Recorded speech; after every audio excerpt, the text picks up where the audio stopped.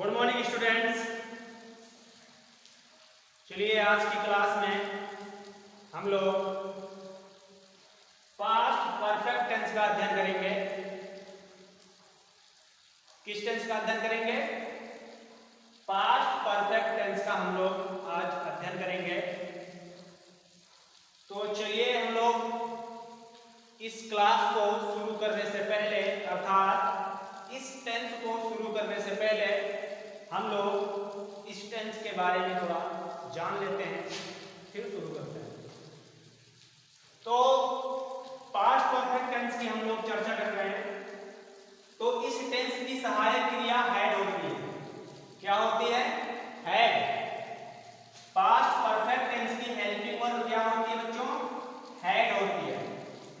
और main verb में अर्थात मेन वर्ब की कौन सी फॉर्म लगाएंगे? थर्ड फॉर्म लगाएंगे। कौन सी फॉर्म लगाएंगे? थर्ड फॉर्म, मतलब तीसरी क्रिया लगाएंगे। ठीक है। और इस टेंस की जो पहचान है, चुका था, चुके थे, चुकी थी, ये थे, या था, आदि। एक बार फिर दोहरा दे रहे हैं। पहचान क्या है? चुका था, चुके थे, चुकी थी, ये थे, या था, आदि। ठीक है।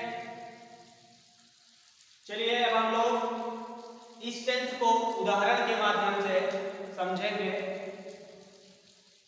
और इसका अनुवाद करेंगे। ठीक। और इस टेंस को शुरू करने से पहले हम आपको कुछ बताना चाहेंगे। देखिए, हमारी जो वीडियो होती है, मैं जो वीडियो बनाता हूँ, अपलोड करता हूँ, वो YouTube के माध्यम से आप तक पहुँचती हैं। तो कुछ बच्चों ने हमसे कहा कि भैया हम आपकी जो वीडियो है वो ठीक से दिखाई नहीं देती है, मतलब क्लियर दिखाई नहीं देता है। तो देखिए, मेरी जो वीडियो है वो YouTube के माध्यम से आती है। ठीक है, लिंक के द्वारा। आप लिंक में क्लिक किया करें। ठीक है। अगर आप लिंक में क्लिक करोगे तो YouTube में जाके खुलेगी और आपको क्लियर दिखाई देगी। अगर आप लिंक में क्लिक नहीं करोगे और उसमें जो वीडियो बना रहता है, ठीक है, उसमें क्लिक करोगे तो स्पष्ट थोड़ा कम दिखाई देता है। तो आप लोग लिंक में क्लिक किया करें तो वो वीडियो YouTube में जाके खुलेगी तो क्लियर दिखाई देगा। ठीक है। चलिए अब हम लोग आगे चलते हैं। और हाँ, हमने आपको बताया कि हेल्पिंग वर्ब क्या होती है? हैड होती है। और हेड का प्रयोग हम कहां पे करेंगे? हेड का प्रयोग हम कहां पे करेंगे? तो ध्यान से समझिएगा, सबसे सरल टेंस यही है। ठीक है। हेड का प्रयोग हम सबके साथ करेंगे, चाहे एक वचन हो चाहे बहुवचन हो। ठीक है। कर्ता हमारा चाहे एक वचन हो या बहुवचन हो, हम सबके साथ में हेड का ही प्रयोग करेंगे, क्योंकि हमारी जो हेल्पिंग वर्ब है वो सिंगल है। ठीक है। अब ये हेड सिंगल है तो हेड का प्रयोग हम एक वचन और बहुवचन सबके साथ में करेंगे। ठीक। चलिए देखते हैं। राहुल अपने 3 भाइयों के साथ बाजार जा चुका था। राहुल अपने 3 भाइयों के साथ बाजार जा चुका था। अपने 3 भाइयों के साथ बाजार जाने का काम कौन कर रहा है? राहुल। राहुल लिख दो भाई, लिख दिए। राहुल एक वचन है, क्या लगाएंगे? हेड लगाएंगे। हमने आपसे बताया कर्ता एक वचन हो या बहुवचन हो, सहायक क्रिया तो हेड ही लगाएंगे हम। ठीक है। कर्ता पहचान लिए, सहायक क्रिया लिख दिए। अब क्या जरूरी है?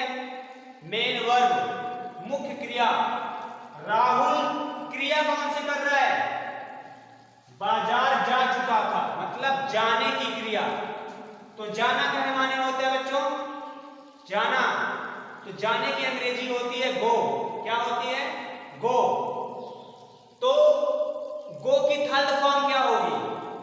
गो का तीसरा रूप क्या होगा? गान होगा। क्या होगा? गान। गो वेंट गान। क्या होगा? गान होगा। मेन वर्ब की हम थर्ड फॉर्म लगाएंगे। ठीक है। Rahul had gone. राहुल जा चुका था। कहां जा चुका था भाई? बाजार। कहां जा चुका था? बाजार। Rahul had gone to market. Rahul had gone to market. Rahul बाजार जा चुका था।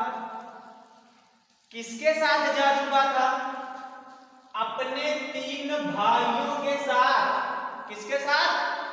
अपने 3 भाइयों के साथ। तो राहुल, राहुल एक वचन है, अर्थात ये किसी व्यक्ति का नाम है।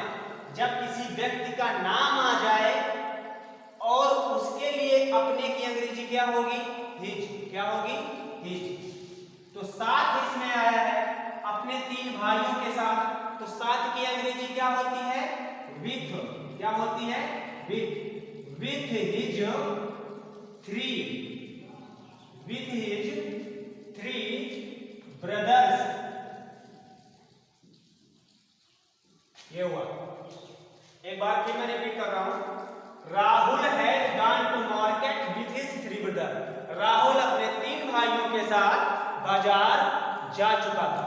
नेक्स्ट, वह चावल खाने के बजाय पानी पी चुका था।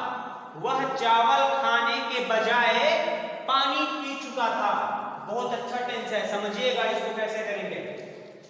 चावल खाने के बजाय पानी पी चुका था। कौन?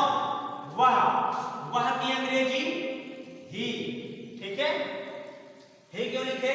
क्योंकि कोई पुरुष होगा, यहाँ पे ही होता तो सी लगा देते, यहाँ पे था है, सो हम ही का यूज करेंगे। ठीक है? अब ही के साथ क्या लगाएंगे? हैड लगाएंगे, सहायक क्रिया लगाएंगे। ठीक है? अब देखिए, अब क्या पहचानेंगे? अब हम मुख्य क्रिया पहचानेंगे कि वह कौन सी क्रिया कर रहा था। तो ध्यान से वाक्य को पढ़िएगा। वह चावल खाने के बजाय पानी पी चुका था। ठीक है? अब देखिए, इसमें दो मुख्य क्रिया है। कितनी मुख्य क्रिया है? 2। एक तो है चावल खाना, मतलब चावल खाने की क्रिया, और दूसरी है पानी पीने की क्रिया। अब इसमें बहुत डाउट है, हम कौन सी क्रिया को पहले लिखें, है ना? तो समझिएगा, हमारा यहाँ पे वर्ड आया है के बजाय।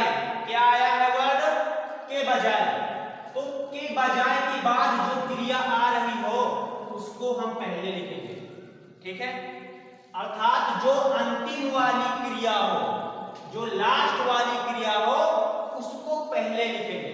ठीक? अब देखिए हम कैसे कर रहे हैं। वह चावल खाने के बजाय पानी पी चुका था।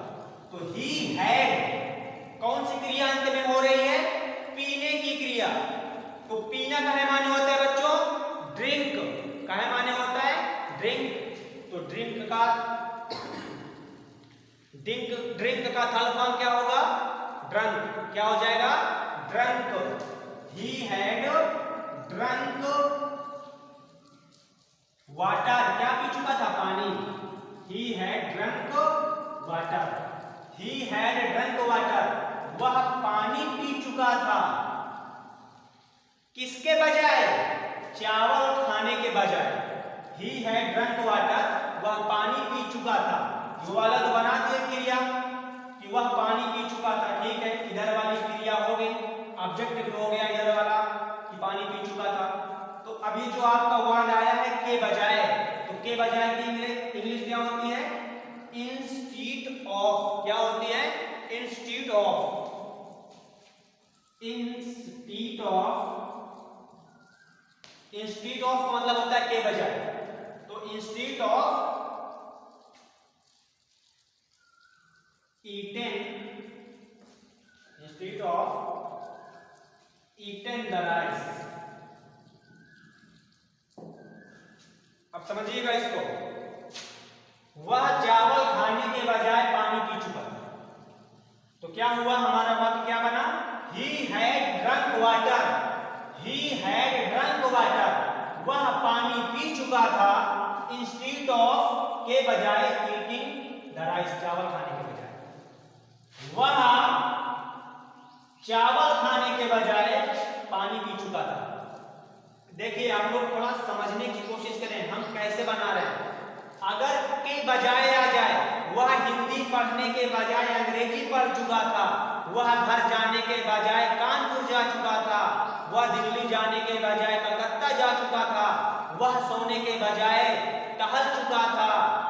मतलब अगर के बजाय आ जाए, आपका वर्ड के बजाय आ जाए, तो जो बाद का जो शब्द होगा, जो क्रिया होगी, उसको हम पहले लिखेंगे। ठीक है, जब उसको पहले लिख लेंगे, जो क्रिया कर रहा होगा उसको लिख लेंगे, क्या क्रिया कर रहा है वो भी लिख लेंगे, और फिर के बजाय की अंग्रेजी लिख लेंगे, और जो भी इधर वाला क्रिया है उसको लिख लेंगे। हमारा वाक्य क्या हो जाएगा, सही हो जाएगा। नेक्स्ट, तुम हिंदी पढ़ने से पहले अंग्रेजी पढ़ चुके थे। तुम हिंदी पढ़ने से पहले अंग्रेजी पढ़ चुके थे। तो हिंदी पढ़ने से पहले अंग्रेजी पढ़ चुके थे, ये काम कौन कर रहा है, यू कर रहा है। कौन कर रहा है, यू। हेल्पिंग वर्ब क्या आएगी, हैड आएगी, हैड लगा दिए। अब क्या करेंगे, तुम हिंदी पढ़ने से पहले अंग्रेजी पढ़ चुके। अब देखिए देखिए, अब यहां पे शब्द आया है पहले। कौन सा शब्द आया है, पहले। तो जो पहले के बाद वाला शब्द है, जो क्रिया है, उसको पहले लिखेंगे। ठीक है, जो ये जो पहले शब्द आ गया है बीच में, इसके बाद वाली जो क्रिया है, इसको पहले लिखेंगे। तुम हिंदी पढ़ने से पहले अंग्रेजी पढ़ चुके थे। यू हैड, कौन सी क्रिया तुम कर चुके थे, पढ़ने की क्रिया। तो पढ़ने की थर्ड फॉर्म क्या होती है, पढ़ना होता है माने है रीड। तो रीड का थर्ड फॉर्म क्या होगा, रीड ही होता है। क्या होता है, रीड। ही हैड रीड, वो क्या रीड कर चुका था, अंग्रेजी। ही, you had read English, you had read English. तुम अंग्रेजी पढ़ चुके थे हिंदी पढ़ने से पहले। तो हमारा वाक्य क्या हो जाएगा, अब इसको कैसे बनाएंगे, हिंदी पढ़ने से पहले। इधर वाला तो बना चुके, क्या बना चुके, यू हैड रीड इंग्लिश, तुम अंग्रेजी पढ़ चुके थे। कब पढ़ चुके थे, हिंदी पढ़ने से पहले। तो अब क्या करेंगे, अब ये जो पहले शब्द आया है इसको लिखेंगे बिफोर। पहले की अंग्रेजी क्या होती है, बिफोर। बिफोर के बाद क्या लिखेंगे, हिंदी पढ़ने से पहले। Before read, before read Hindi. ये हुआ। एक बार फिर दोहरा दे रहे हैं, ध्यान दीजिए। तुम हिंदी पढ़ने से पहले अंग्रेजी पढ़ चुके थे। तो हमारा वाक्य क्या हुआ, you had read English before read Hindi. You had read English before read Hindi. अगला है, राजू फिल्म नहीं देख चुका था। राजू फिल्म नहीं देख चुका था। तो राजू, अब हेड लगा दो, हेड लगा दिए। नकारात्मक वर्ड आया है तो हेड के बाद लगा दो। ठीक, अब राजू कौन सी क्रिया कर रहा है, देखने की। तो देखना का माने होता है लुक या सी या वॉच, कुछ भी लगा सकते हैं। तो लुक, लुक मीन्स क्या होता है, देखना। तो लुक की थर्ड फॉर्म क्या होगी, लुकेड। राजू हैड नॉट लुकेड, राजू क्या नहीं देख चुका था, फिल्म। तो फिल्म की इंग्लिश क्या होती है, या तो फिल्म लिख दो या तो मूवी लिख दो। तो हो जाएगा राजू हैड नॉट लुकेड, या वॉच भी लिख सकते हैं। तो हो जाएगा वॉच्ड फिल्म। अगला है,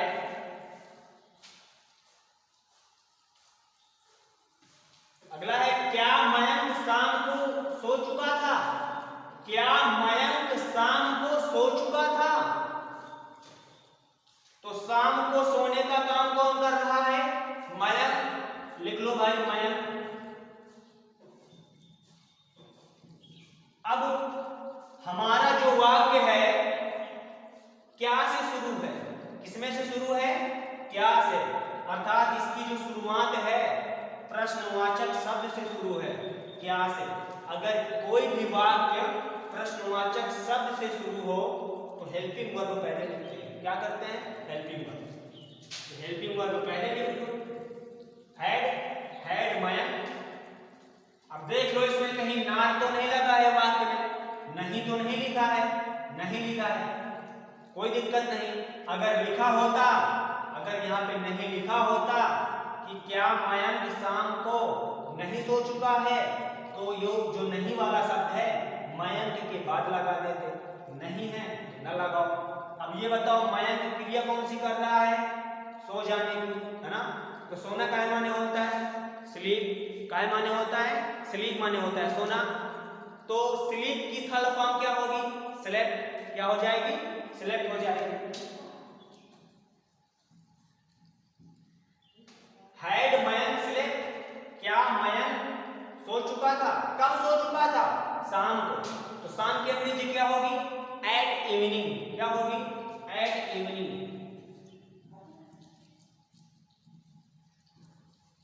अब ये वाक्य प्रश्नवाचक है, अंत में प्रश्नवाचक सिंबल लगा दो।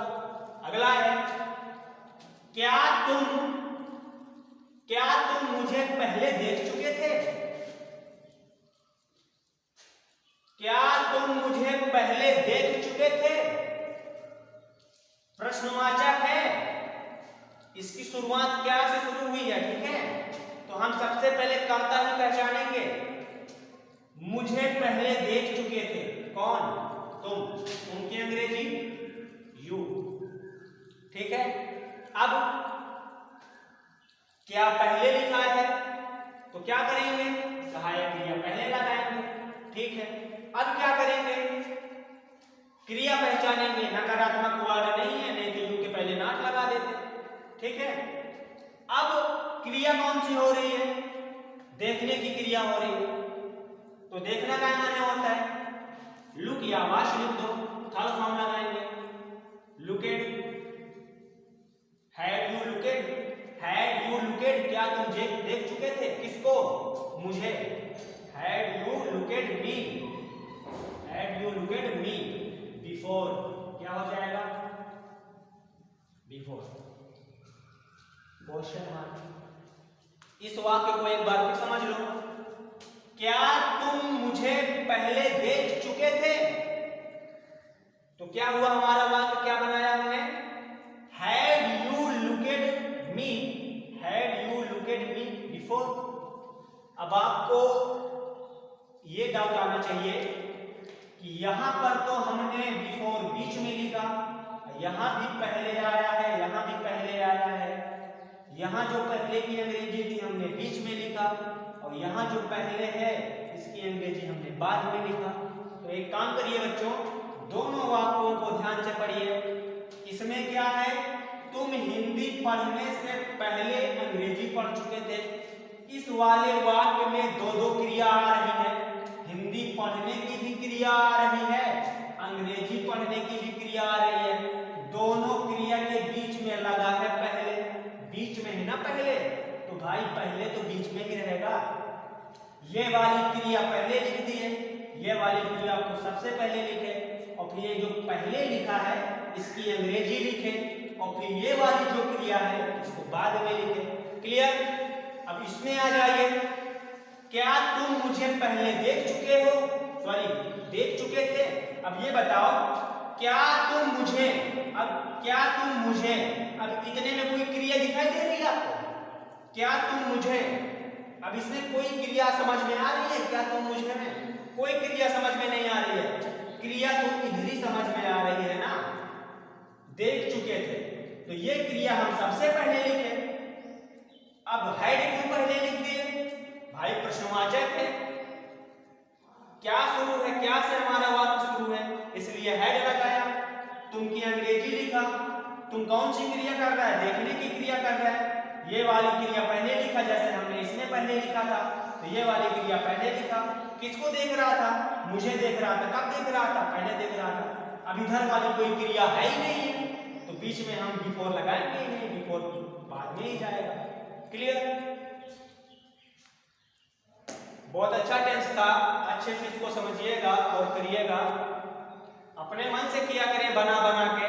ठीक है, तो चलिए आज इस क्लास को यहीं पे एंड करते हैं, अगली क्लास में फिर मिलेंगे। और आपको अगर कोई डाउट रहा करे, कोई क्वेश्चन में कोई डाउट रहा करे, कोई चीज ना समझ में आए, तो without hesitation discuss me at any time. Okay,